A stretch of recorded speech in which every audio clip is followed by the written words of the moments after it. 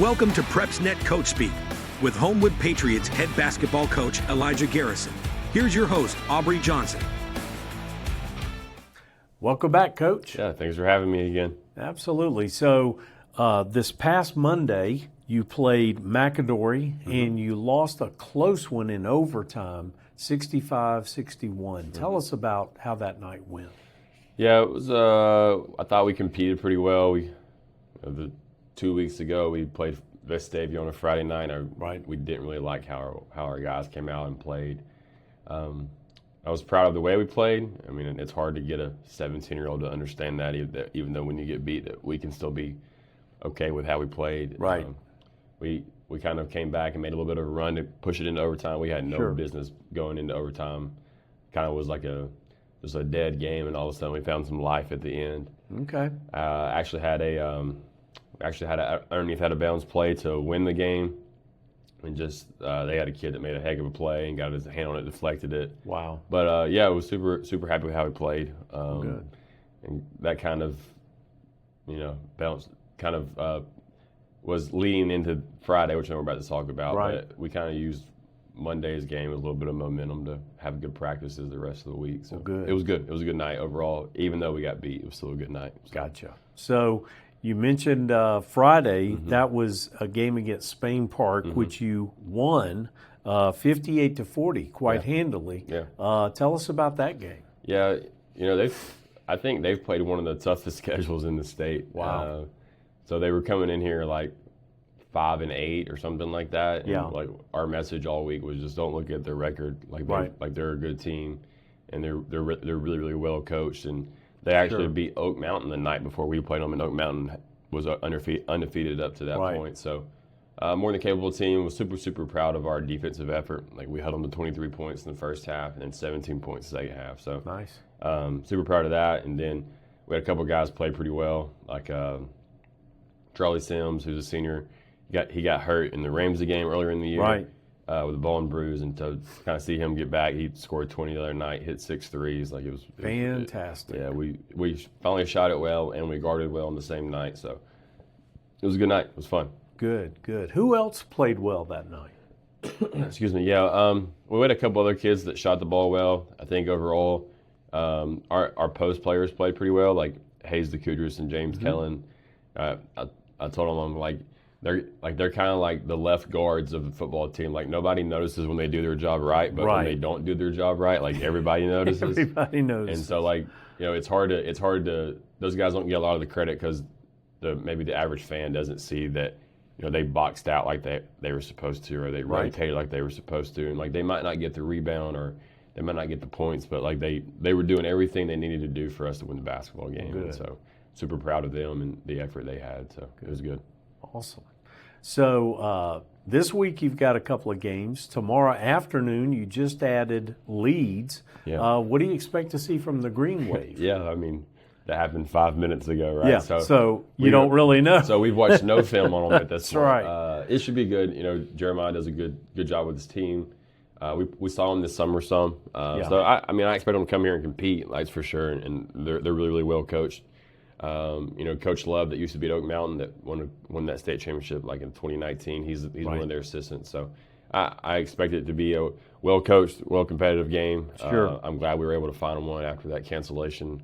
And I'm just kind of excited we get to play. I don't really care who it was against. We were just trying to find a game. So yeah, absolutely. Yeah, maybe next week I can give you more of a detail about good how. deal. You'll tell us how they played. Yeah, right? exactly. Okay, good deal.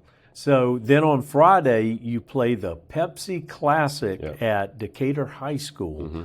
You're playing Madison Academy, and wonder if you've had a chance to look at them, what the Mustangs bring to the game. Yeah, they've played a wide variety of teams, like the smaller classifications, and then all the way up to 7As. And they've beat a couple 7As, and they've again, a competitive game. Like I don't think that we have an easy out on our schedule, honestly.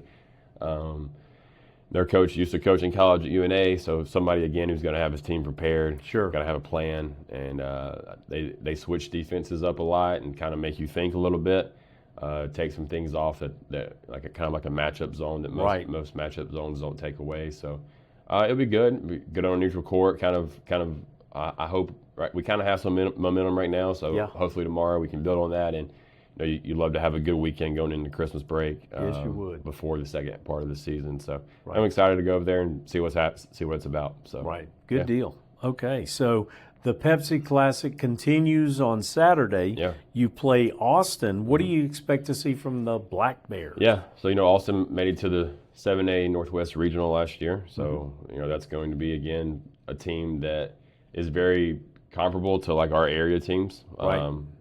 Close to a Parker team where they have a lot of length, a lot of speed on the back end of a full court press. And so it's a good game for us to play because it gives us a good look of what we have to play against in the games that really matter at the end of the year.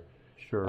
And they're again really well coached. They have a plan, and they usually they execute that plan pretty well. Yeah. You kind of look at their schedule, like they played. I try to find common opponents, and like Ramsey keeps coming up as a common opponent. And, that makes sense. And they played Ramsey really good and early on in the year. Right. So. We're excited to go up there and compete in the Pepsi Classic. I think it's a good deal that Decatur does. I'm excited for that opportunity. So. Right. As you know, the 3-point play has become more and more common. Tell us a little bit about the 3-point shooters on your team and who does it exceptionally well. Yeah, it's a good question because my approach is like an analytical approach for sure. Right. And I tell people all the time, like, Nate Oates is my favorite basketball coach. Unfortunately, he just coaches for a team that I absolutely hate. But, I love him as a coach and just hate the team he coaches for. But, his approach is probably the same way I view basketball is that it's all about the efficiency of the shot that you're getting and, points per possession. And we could have an entire segment just on this. But everything we do is predicated based off of let's get to the rim, go touch the paint, and which kind of starts the whole points per possession thing. Because if you can get over 1 point per possession, it's a good thing. And then hopefully what happens is that the defense just kind of collapses over time when you touch the paint and you kick out. So if you guys ever sat into practice or you came to that one shoot around, pretty much every shot we work on is a 3-point shot. So we're working on corner threes, working on top of the key threes. Right.